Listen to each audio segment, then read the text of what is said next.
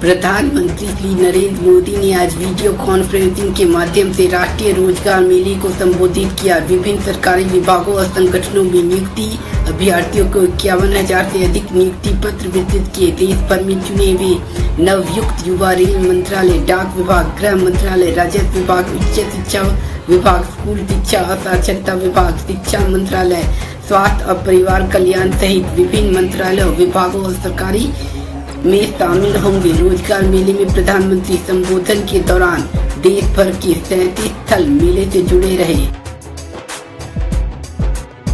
आपके परिवार को विशेष रूप से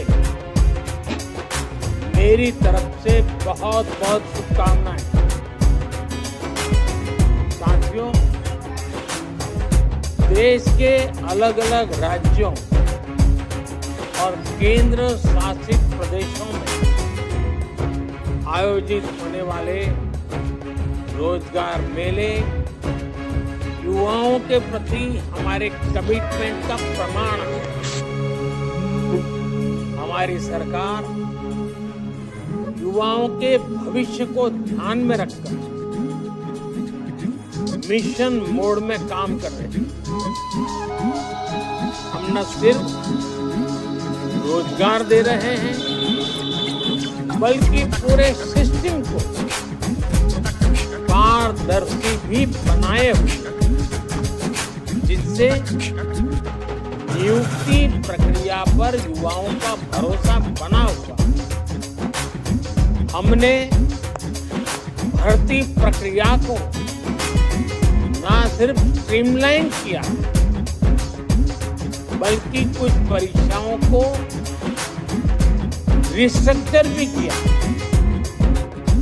स्टाफ सिलेक्शन कमीशन की रिक्रूटमेंट साइकिल में जो समय लगता था, तो लगने वाला समय अब करीब करीब आधा हो गया है।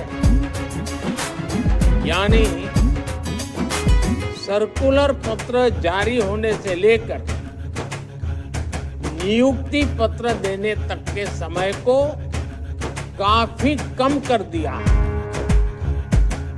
इससे युवाओं के समय की बड़ी बचत हुई है। युवाओं के हित में सरकार ने एक और महत्वपूर्ण बदलाव किया है। एसएससी के कुछ परीक्षाओं को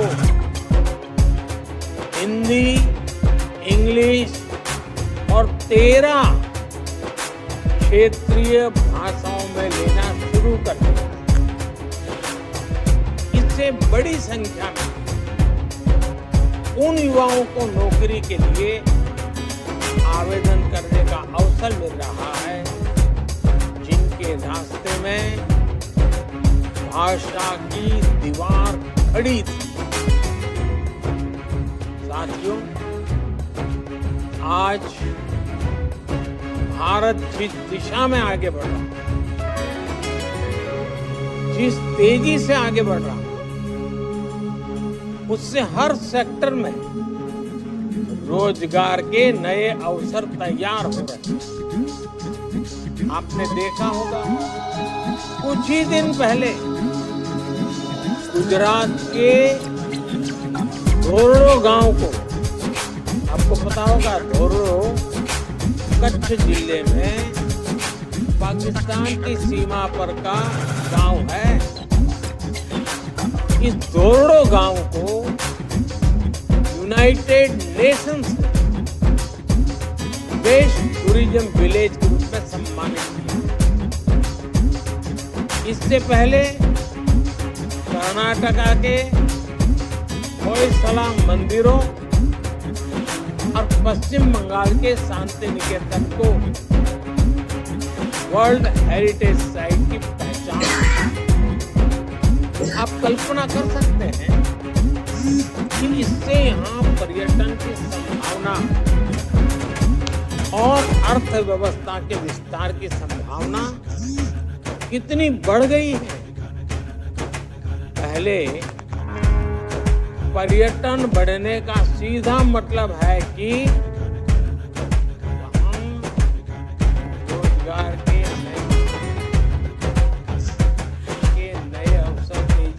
बढ़ेंगे, इसका फायदा टूरिज्म का ही तो परिणाम है, जिसका फायदा आसपास के होटल,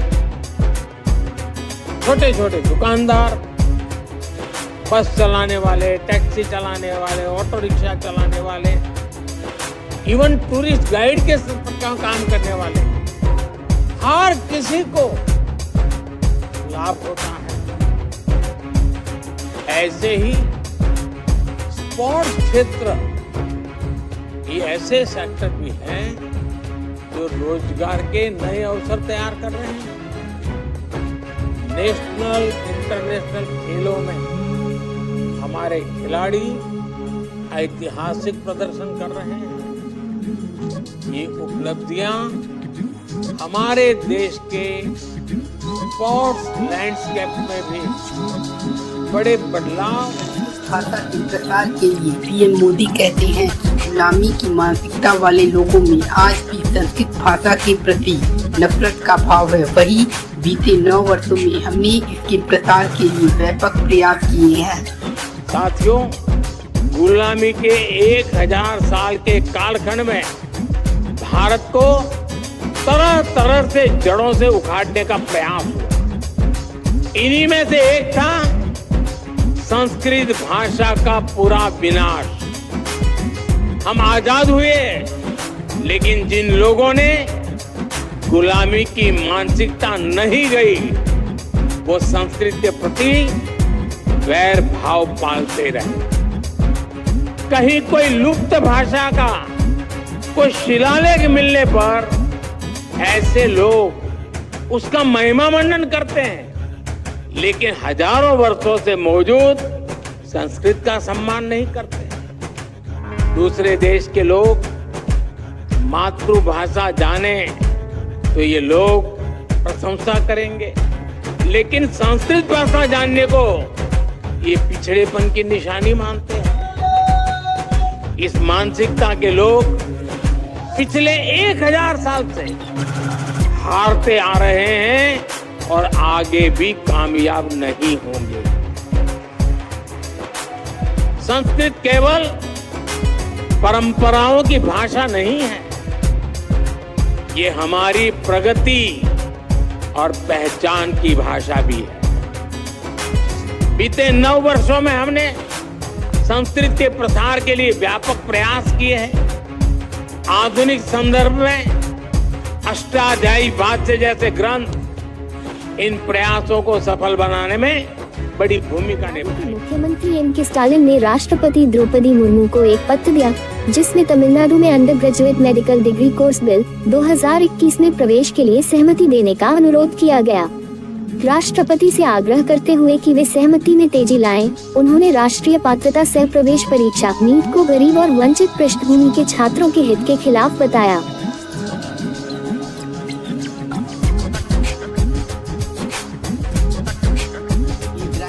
हमास के एयरफोर्स चीफ को मारने का दावा। इसी ने 7 अक्टूबर को ड्रोन पैराग्लाइडर अटैक करवाए। गाजा में 150 अंडरग्राउंड ठिकाने तबाह। इजराइल और हमास के बीच जारी जंग का आज 22वां दिन है। इस बीच इजरायली सेना ने IDF ने दावा किया है कि उसने हमास की एयरफोर्स की हेड इस्माम अबू रुकेबा को मार गिराया है। IDF के मुताबिक 7 अक्टूबर को इजराइल ने पैराग्लाइडर हमले के लिए रुकेबा ही जिम्मेदार था। दूसरी तरफ लगातार तीसरे दिन भी शुक्रवार को भी टैंकों के साथ गाजा पट्टी में घुसकर हमास के ठिकाने को निशाना बनाया गया। IDF ने बताया कि इस दौरान इसके सैनिकों की हमास के लड़ाकों से मुठभेड़ भी हुई। इजराइल के कई सैनिक टैंकों के साथ अभी भी ऑपरेशन के तहत गाजा में मौजूद हैं। IDF ने कहा है कि वो गाजा में जमीनी हमले को बढ़ा रहे हैं। हवाई हमले के दौरान भी हमास के अंडरग्राउंड ठिकाने को खास तौर पे टारगेट किया जा रहा है। शुक्रवार रात को हमास के ऐसे 150 ठिकाने पे हमले हुए की वजह से गाजा के इलाके में भी कम्युनिकेशन टूट गया और इंटरनेट बंद हो चुका है। करीब 23 लाख लोग दुनिया से कट चुके हैं। करता है बल #गाजा के अंदर गहरे काम करते हैं, दर्जनों आतंकवादियों को मारते हैं। अभी के लिए कोई इजरायली हताहत नहीं। वायुसेना ने 150 भूमिगत आतंकी स्थलों पर बम बरसाए। हमास के हवाई अभियानों के प्रमुख हसेम अबू रकाबा का सफाया। बड़े पैमाने पर हवाई हमले जारी हैं।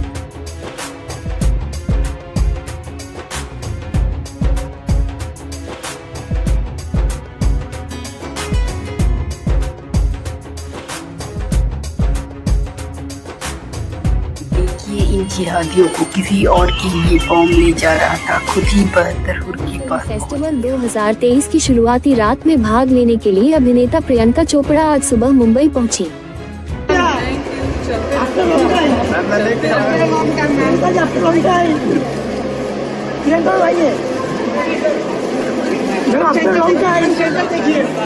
हाथ बस पकड़ मेरा।